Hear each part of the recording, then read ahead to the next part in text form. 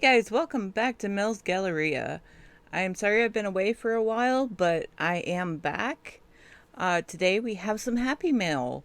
I have a Try It box from Faber-Castell, and I wanted to go over the supplies and how they worked. I did have to do a new voiceover for this, so I'm sorry. The original footage or the original audio was horrible. So the box came fairly quickly. They did have a code as well, which I will include the link to the website and the code. I don't get any kickback from this or anything like that. I did pay for this with my own money, but they did have it where you had a code that you could put in, which was try it, one word, and you could get the box, which is normally priced at $30 for $1. Now, you did have to pay shipping. This is US only, I believe, and I paid $10 for the shipping. So, all in all, it was about $11 and some change. Not a bad price for Faber-Castell products. Most of us know that they are high quality and excellent products. Now, the marker I have here is their Albrecht Durer. Please do not come at me in the comments because I am not sure how to pronounce that. It is a warm gray 3, number 272. The thing about these watercolor markers that is amazing is that they are light fast. This has a light fast rating of 3. And as you can see, here's my assistant making his appearance. This is our kitty cat Binks. I think he is trying to see if there's anything good for him in this box. I'm pretty sure he's looking for temptations, but unfortunately there were no temptations in this box. However, he is a gorgeous kitty, so I did leave the footage in, just because he's so cute and lovable.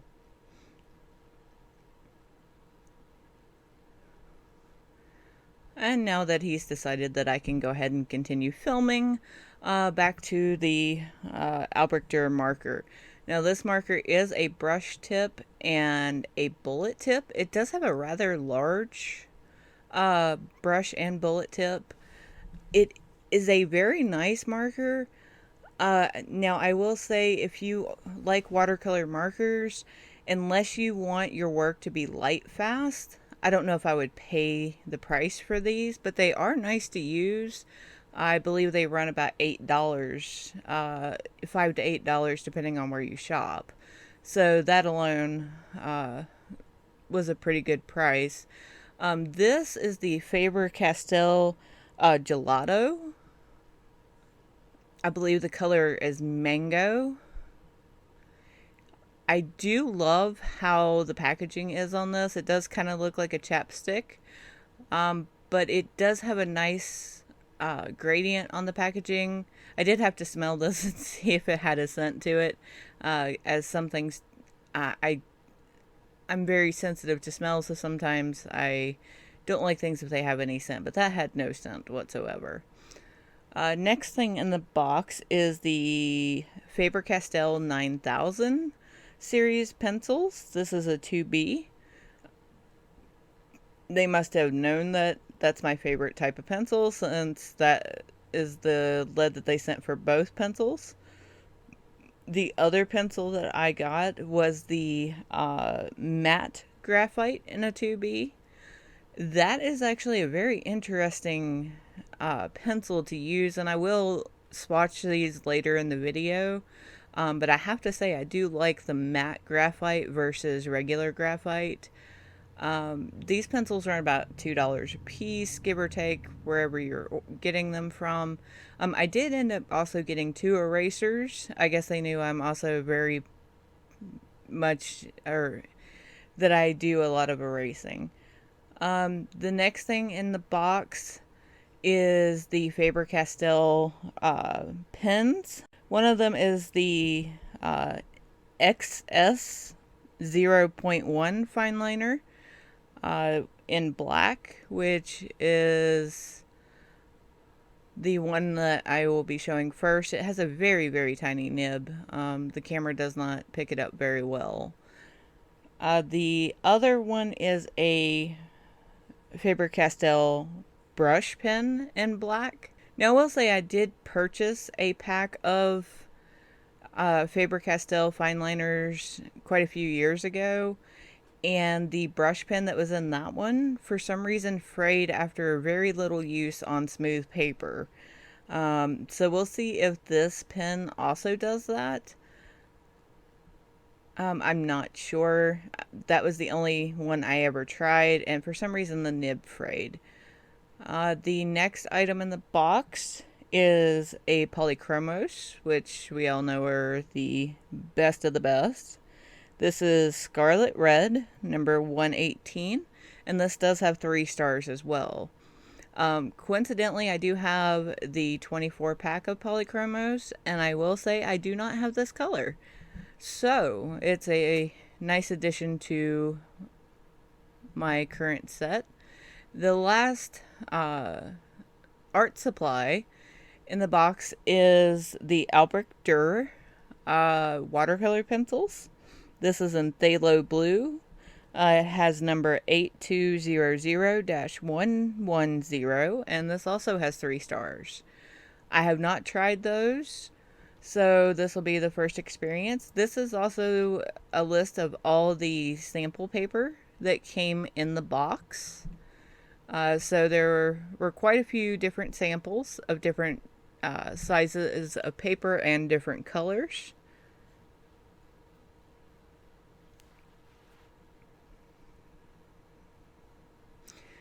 And also there was a nice book in the box as well. This book goes over some of their supplies, details about different types, the company itself as well, like the sustainability of the company, different supplies that they have, and details on each one. Not all of these supplies in this book are in the box, and my understanding is from seeing other people's boxes as well, is that there are quite a few different variations. I know some people got 3 watercolor pencils, or other variations of it. There's some that didn't get the gelato. So there's just different variations. So it's kind of like a subscription box in a way, because it does have a variety of supplies and you don't know what you're going to get. So it is kind of a neat thing. And I will say, given the prices, if you were to purchase all these items individually, it is definitely worth $11, since the just the artist pens and the watercolor marker, the gelato, I think the gelatos are like $4 a piece. So if you were to buy each one of these individually, it definitely would add up really quickly. I would personally not pay $40, being $30 for the Try It box and $10 for shipping. Personally, I would not pay that myself, but as long as they have the deal going where you can get it for $11, absolutely. I would say go for it, because that's one of the that's a lot of great supplies that you can get. And most of these supplies I have not tried. I've tried the fine liners and I've tried the Polychromos pencils, but beyond that, I haven't tried any of the other stuff. So this was kind of a neat experience. So once I get the water brush going here, we're going to try out the Albrecht Durer watercolor pencil, which is one of the things I was most excited to get in the box. And I can definitely say it has moved up on my someday in the future list. These are very, very nice pencils. It laid down pigment very well. And as you can see here with the water brush, the lead just melts instantly. Such a beautiful, beautiful melt to those. This is my Arteza woodless watercolor pencil swatches, And you can see there that they did not melt near as good as the Faber-Castell did. Next thing up, we'll try this Gelato. Now, I've only tried one other uh, item similar to this, which was the Marabu. And I only have one of those as well, so I have purple and orange colored now, basically. They feel very similar to the Marabu, if you've tried the Marabu, and I've heard the KINGART also are very similar and a lot more affordable. But these are very nice. They go down very, very smooth, very soft. And they do actually melt very well, as you'll see here.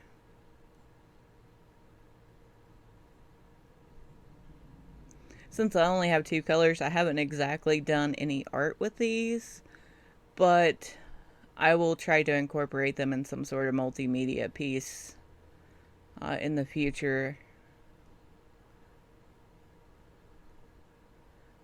And of course, Polychromos, we all know that Polychromos are awesome. As well as this pencil sharpener here that I just pulled out. That's my new Dahle 133. I'll put a link to some of the supplies that I do have in the description. They will be Amazon affiliate links. So if you do purchase anything that is in those links, any Amazon links, then those will give me a little bit of a kickback without costing you anything.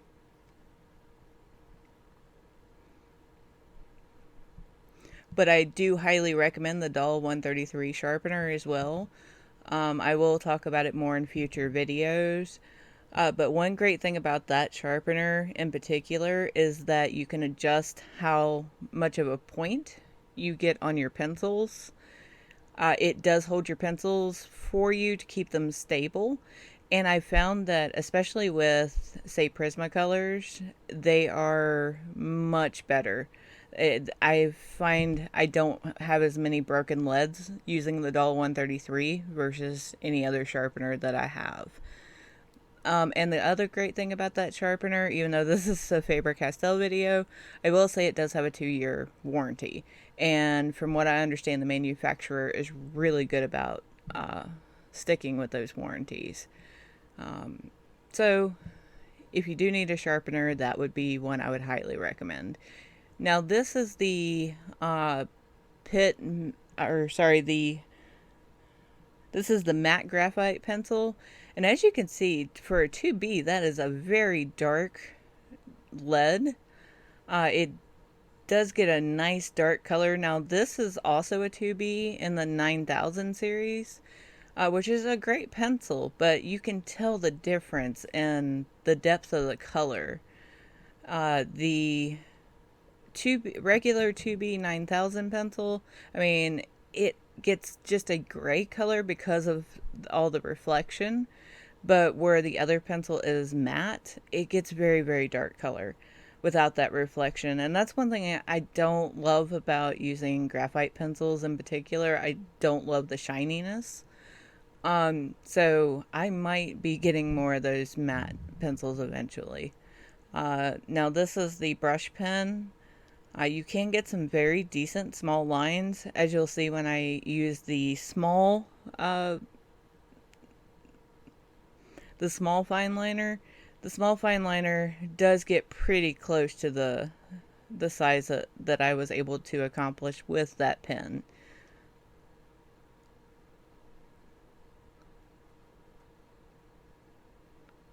So here is that 0.1 XS, and as you can see, that's pretty close.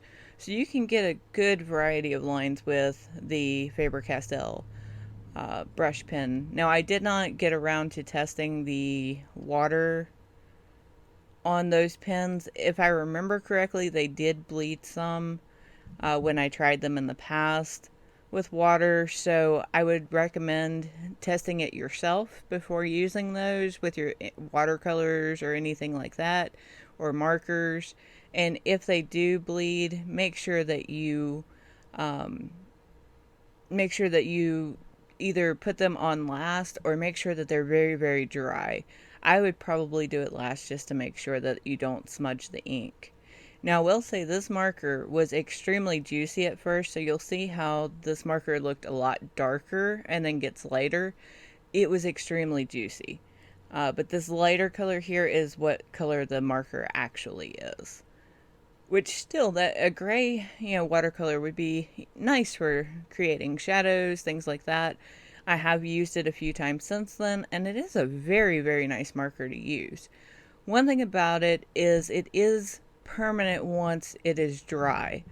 So if you're going to add water and melt it out like I'm doing here and blend it, you have to do it while it's still wet. Otherwise, the ink will not move. So that's something you want to keep in mind when you're using these, is to work a little bit quickly to make sure that you're able to blend it the way that you want before it dries. Because once it dries, it does not move. I learned that the hard way. But still, it's a great marker, and I wish that they were a little bit more affordable, but I do understand why they're not, seeing as how they are light fast. And that's, unfortunately the price we pay when we want something to be light fast. Now, if you're just working on your sketchbook or something, cheaper ones are fine. There is no problem with those. Now, for this little eraser, I did see, I believe it was on Dick Blick, they had like 3 packs of these that had similar shapes. This little eraser actually worked pretty well. I was actually impressed at how much it erased that Polychromo. And it also even erased the watercolor pencil after it was dried, even the part where I had wet it and spread it. So that might be something that you want to keep in mind, or maybe try. But yeah, see if they erase and that could add an extra effect to them as well. But thank you for watching. I will have more content coming very, very soon. I hope you have a wonderful day. Don't forget to like and subscribe. And I will see you in the next video. Bye-bye.